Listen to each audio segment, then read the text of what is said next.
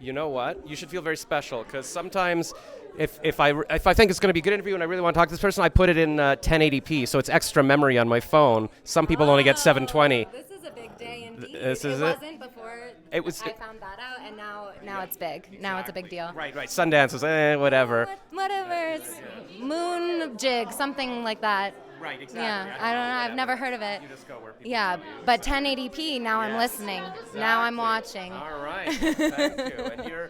And what's your name again? Marnina Schon. Excellent. And who do you play in this thing? I play Noki, who's Chanshi's best friend, who's already been living in Israel.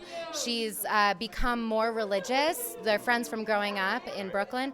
And my character's become more religious. And Chanshi arrives, and she's on this quest of exploring her sexuality. My character Noki is very alarmed by her behavior. So in some ways, I feel like the audience connects with Noki because they're also alarmed by Chanshi's behavior. I just watched the trailer, and I'm alarmed. It's alarming. It's good. It's good that you're alarmed. That's correct. And is this? Can you relate to it in real life? Your character or not? Yeah, I think it depends on the friendship. I think there's some friendships where I'm the wild one. I'm an actor. I'm an artist. I'm a little spontaneous. But I think I feel the balance. And there's some relationships where I'm like, oh, if my friend is a little bit wild, I feel like I need to be the okay, great, let's just take a breath and What at the bar that's maybe you don't need another drink. Let's have some water. Yeah, but I feel like if I have the space to be the wild one, I'll be the wild one. Right. If I know someone's holding it down on the other side. There's somebody else. Okay, at some point I'll make sure you get home. Yeah, what about you? I don't really drink anymore, so I'm always the sober guy. I mean, I'll be the designated driver. Nice. I'll be guys, what are you all doing here? So that makes you very popular. Yeah, and also I was good when I did drink. I'd be good at going up to girls and getting to talk, but then I was too shy to close. So my friends would go in and right at the end of the night and be like, hey, come on with me. And I'd be like, now I'm alone. What was the point of all of that? Yeah. I think another thing that I relate to with Noki is she's just she's trying to figure out her relationship to tradition and to Jewish tradition, especially Jewish ritual, and she thinks that she needs it to be one thing, and maybe it turns out that she needs to form her own connection to it. Figure it out. My side gig to acting is I'm a bar and bat mitzvah mentor and teacher and officiant. So I'm kind of like a fake rabbi in my. I remember I would meet with a woman who would teach me to do the songs and all of that. That's what you're doing? Yes, that's me. That's me. So I'm very passionate about Judaism, and I think it's amazing, and it's a tradition of questioning, and so something that frustrates me with the characters in the show sometimes is I'm you don't you need to figure it out for yourself. It doesn't need to come from some hierarchy. It doesn't need to come from your parents. Find your own way into the tradition. That's what it's all about. Man, we need to get her to write in a character like that, so at least, and maybe you can play two characters. You can also play this life coach, bar mitzvah coach or something in there that your character watches and goes, oh, that's not right. That's this wild woman. I can't believe it. And then, Well, Noki does have a big arc. A lot changes for her. So, who knows? Maybe we get there, Yeah, I think by the end of the season, she could be ready to explore that a little bit more. I can see a Noki spin-off, a whole show with you. Okay. You heard it here first. I'm going to produce that. That's because they're busy doing their thing. Yeah, they're busy. And we can film it here, so it's easier. At Sundance? Yeah, sure. Yeah, in Utah.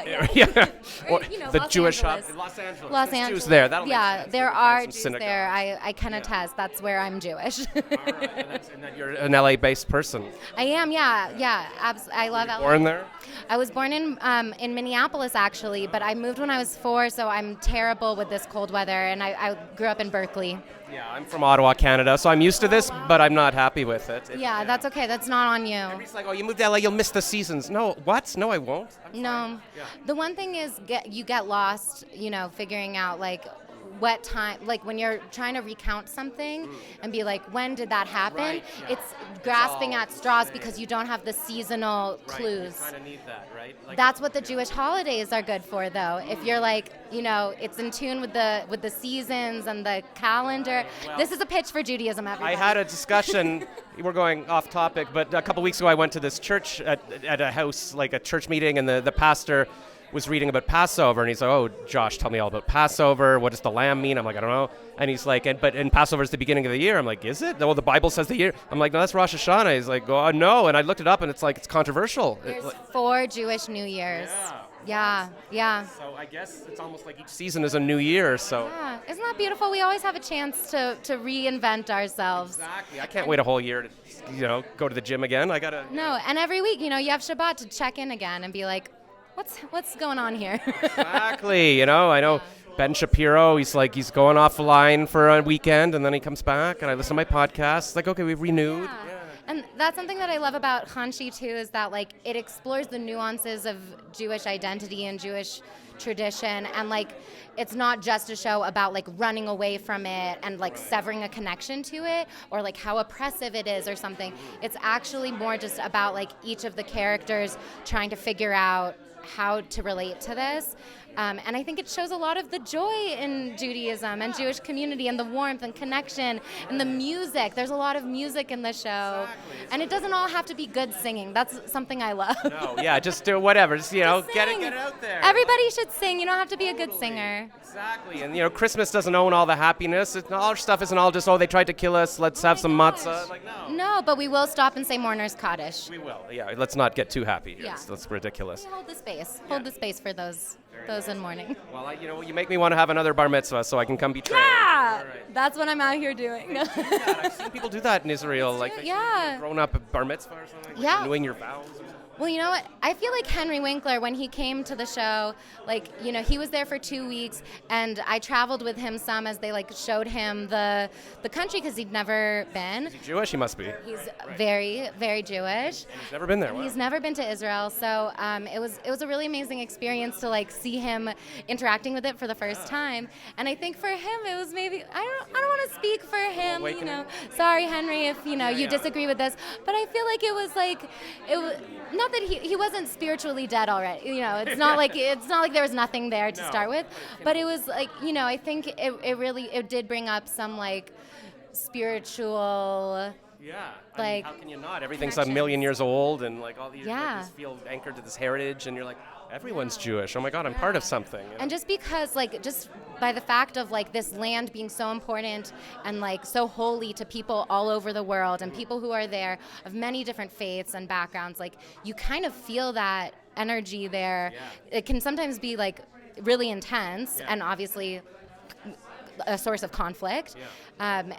But you feel this this energy of, because all of these people are praying in this direction. I don't know. I don't have I'm not such a God language person, but I feel like it's the human energy that makes it so powerful for me. It means something. It's not necessarily this invisible ghost guy or whatever, but there's something going on with everybody intensely praying and thinking. Yeah, we make it holy. We decide what's holy. Oh, man, you heard that's so deep. My brain's going to explode. We decide what's holy. Follow my almost being a rabbi journey. There we go. This is going to be a weekly series where she teaches me about. I was thinking about being a rabbi lately, but that's a whole. Really? I don't know. They just have so much fun. They go up there. They're doing stand-up comedy every. I'm like, why? It is like that. It kind of is like that. Community trusts you and everything. They come to you. You help with everything. And a pulpit joke is great. A bima joke, really, because people are in this more I have to be somber. I have to be formal place. So then it's they're not expecting it. You get a good laugh that way. There's less if you're at a comedy club. They're like, okay, make me laugh. But they're not expecting anything funny. So it's easy. It's easy work. Easy audience. All right.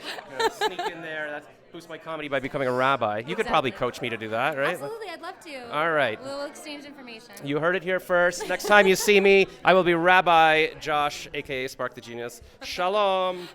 Shalom, Nijat.